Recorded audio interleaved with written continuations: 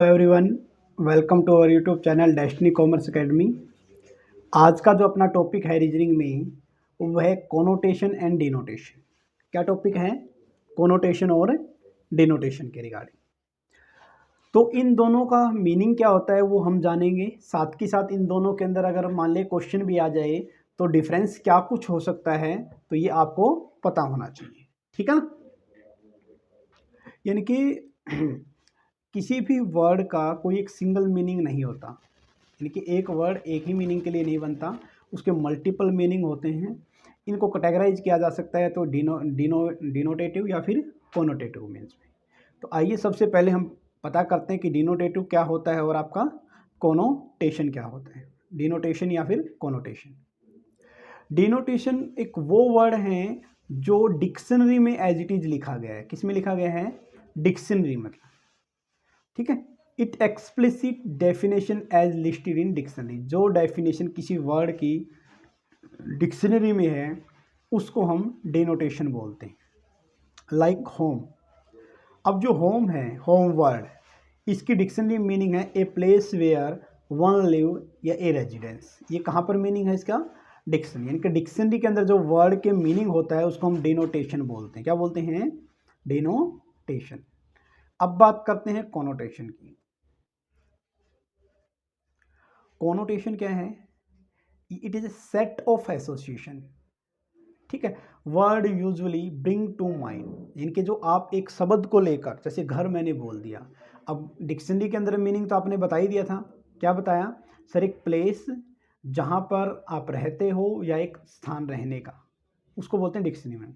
लेकिन अगर आपसे पूछे कि आपका घर क्या है, आप बोले सर घर तो मंदिर होता है, घर में जाके शांति मिलती है, घर का खाना अच्छा लगता है। आप उसको क्या करते हैं? जो जो आपके माइंड में आता जाता है उसको हम क्या बोलते हैं? कोनोटेशन। यानी कि डिक्शनरी का मतलब, किसी वर्ड का डिक्शनरी मीनिंग होता है डिनोटेशन, और उसका अतिरिक्त मतलब निकालना, एक्स्ट्रा, उसको हम बोलते हैं कोनोटेशन। ठीक है भाई। कौन है भाई? ऐसे है, ऐसे याद रख सकते हैं आप। कौन है तो आप उसके बारे में, आप अपने बारे में डेप्थ बताने लग जाते हो। लाइक होम का मतलब क्या पर? जहाँ पर एक ऐसा स्थान जहाँ पर सेफ्टी है, सुरक्षा, सिक्योरिटी है, कंफर्ट है, फैमिली है। तो ये आपने क्या किया? पूछा तो आपसे घर के बारे में, लेकिन आपने क्या किया? अतिरिक्त मीनिंग और बता दी उसको। कोनोटेशन बेस्ड होता है फैक्ट पे, ओपिनियन पे, प्रेजुडिस पे और बिलीफ पे। तो वन बाय वन इन चारों को पढ़ते हैं हम। फैक्ट क्या होता है सर? जिसको वेरीफाई किया जा सके। सिंपल बात है ना। फैक्ट क्या होता है? जिसको वेरीफाई किया जा सके। यानी कि हर वो चीज़ जिसको वेरीफाई किया जा सकता है वो फैक्ट कहलाती है। क्या कहलाती है? वो फैक्ट कहलाती है। आपको एक चीज़ याद रखना है, fact are verifiable, we can determine their authority, authenticity. हम इसकी ऑथेंसिटी को चेक कर सकते हैं, वेरीफाई कर सकते हैं किसी भी एविडेंस पे पहुंचने से पहले। फैक्ट जो होते हैं that are known for certain to have happen, यानी कि सबको पता है कि भाई ये चीज़ तो घटती है। जैसे सूरज पूर्व से उगता है, ये फैक्ट है। जो ट्रू होते हैं और जो एग्जिस्ट करते हैं, यानी कि जिसको वेरीफाई किया जा सकता है, जो जिसको पता है, जिसके बारे में सच पता है और एग्जिस्ट करते हैं, उसको हम क्या बोलते हैं? फैक्ट। ओपिनियन क्या होते हैं? भाई फैक्ट से थोड़ा कम, बेस्ड ऑन फैक्ट, फैक्ट के ऊपर बात है, और an honest attempt to draw, ठीक है, draw a reasonable conclusion from factual evidence. यानी कि आप फैक्ट के बेस पर ओपिनियन दे रहे हो। जैसे आपको क्या पता है? जैसे बारिश होती, क्या होती है? बारिश जो होती है ना, बारिश, आपको पता है सर बारिश के लिए क्या चाहिए? एक तो चाहिए टाइम पीरियड, पर्टिकुलर मानसून लगा होना चाहिए कि मानसून में बारिश की होने की चांसेस ज़्यादा हैं। या फिर सबसे ज़्यादा सबको जो पता होता है सर, बादल हैं, काले बादल छाए हो आकाश में, ठीक है, ठंडी हवा चल रही हो। आपने क्या किया? जो पास्ट में जो आपका एक्सपीरियंस था वो आपने शेयर किया, उसके बेस पर आपने ओपिनियन दिया। अब बेस्ड तो है फैक्ट पर, लेकिन क्या है? फैक्ट से थोड़ा कम सर हो भी सकता है, ये सारी सिम्टम्स हो लेकिन फिर भी बारिश ना हो, तो उसको क्या बोल सकते हैं? ओपिनियन। क्या बोलते हैं? ओपिनियन। सर फैक्ट के ऊपर बेस है, लेकिन हम अपनी राय दे रहे हैं कि आज बारिश होगी, आज बारिश नहीं होगी। ठीक है। नेक्स्ट वन क्या होता है? प्रीजुडियस, यानी कि पहले से ही आप जुडियस का मतलब निर्णय करके रखते हो। हाफ बेस्ड ओपिनियन, ठीक है, a half biased opinion, sorry, a half biased opinion based on insufficient evidence. कहने का मतलब क्या है कि आपने पहले ही किसी के बारे में कोई थिंकिंग बना ली जबकि आप उसके बारे में ज़्यादा नहीं जानते थे। बिलीफ क्या होता है? बिलीफ होता है conviction based on cultural and personal faith. आप किसी को मानते हो, किसी कल्चर को फॉलो करते हो, चाहे वो हिंदू हो, मुस्लिम हो, सिख, ईसाई, कोई भी आपका कल्चर उसको फॉलो करते हो। या पर्सनल का मतलब कि आपने नाम ले रखा है, चाहे वो राधा स्वामी है, चाहे धन सतगुरु है, चाहे रामपाल है, कोई भी महाराज हो जिसका आपने नाम ले लिया, आप ब्लाइंडली उसके ऊपर फेथ कर रहे हो, तो बिलीफ। तो बिलीफ और प्रीजुडिस जो पहले से हम थोड़ा सा इसमें आपको वेरीफाई कर सकते हैं। ये तो इनसुफिशिएंट एविडेंस पे होता है, अनलाइक बिलीफ। बिलीफ को छोड़कर प्रीजुडिस को टेस्टेबल होता है कि यहाँ पर तो आप क्वेश्चनिंग कर सकते हो। कहाँ पर?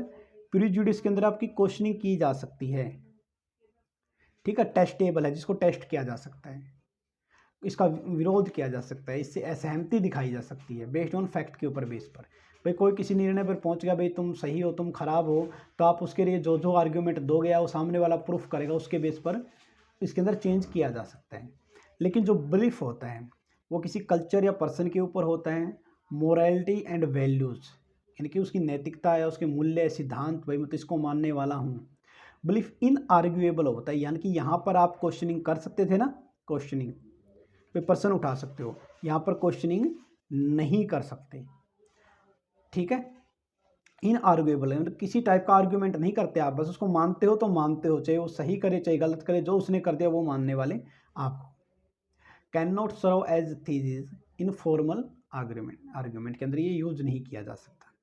तो आपने देखा कि जो आप, चाहे वो बिलीफ हो, चाहे प्रेजुडिस हो, चाहे ओपिनियन हो, चाहे फैक्ट हो, ये सारे के सारे किसके बेस पे हैं? कोनोटेशन के ऊपर बात है। किसके बारे में बात करते हैं? सारे के सारे कोनोटेशन है। आइए एक इनके बीच में डिफरेंस करते हैं। डिफरेंस में क्या कुछ दे रखा है? फर्स्ट वन दे रखा है डिनोटेशन।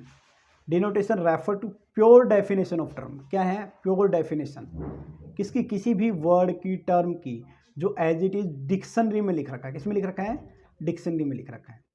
और कोनोटेशन जो इम्प्लाई किया जाता है वो होता है इमोशंस के बेस पर, सजेशंस के बेस पर, ओवर नॉट एग्जैक्ट। जैसे घर है, आपने बोला घर, तो घर में आपने बोला सर सेफ्टी, इमोशन, फैमिली, ठीक है ना, वो इमोशंस हो सकते हैं, एग्जैक्टली नहीं होता। जो आप वर्डिंग है ये नहीं बोले रहने के लिए, ऐसे आप यूज नहीं करोगे, ठीक है। तो व्हाट इट इज, ये लिटरल मीनिंग है, ये सजेस्टिव मीनिंग, यानी कि जो लिखा गया है वही है और ये आप सजेशन दे रहे हो भी सकता है, वो नहीं भी हो सकता, ठीक है। किसी को घर अच्छा लगता है, किसी को नहीं लगता, अलग अलग ओपिनियन हो सकते हैं, ठीक है। अब कुछ बच्चे बाहर रहते हैं तो उनको लगता है नहीं घर पे कोई फ़ायदा नहीं है, बाहर ही रहने में फ़ायदा, हॉस्टल वगैरह में। रिप्रेजेंटेशन, ये एक्सप्लिसिट, बाह्य या रेफरेंशियल मीनिंग देता है, एक्सप्लिसिट, ठीक है। एक्सप्लिसिट का मतलब एज इट इज जो लिखा हुआ है वही। और कोनोटेटिव होता है सोशल ओवरटोन हो सकता है, कल्चरल हो सकता है, इम्प्लीकेशन हो सकता है, इमोशन हो सकता है, यानी कि ये आपकी फीलिंग्स पे बेस है।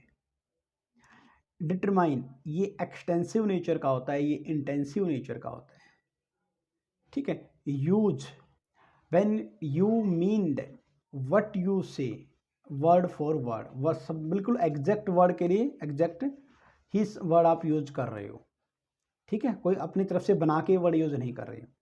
अगर मैं बात करता हूँ अब कोनोटेशन की, when you mean something else which is initially hidden, यानी कि आप जो रियलिटी है घर उसके बारे में ना बताकर, घर की डेफिनेशन कि एक प्लेस फॉर वन लिविंग या रेजिडेंस, उसके बारे में ना बताकर आप क्या करते हो, कुछ और बताते हो, वो सबका सारा का क्या जाता है? कोनोटेशन। तो ये था अपना छोटा सा टॉपिक, ये आपको कैसा लगा हमें कमेंट करके बताइएगा। Thank you all of you.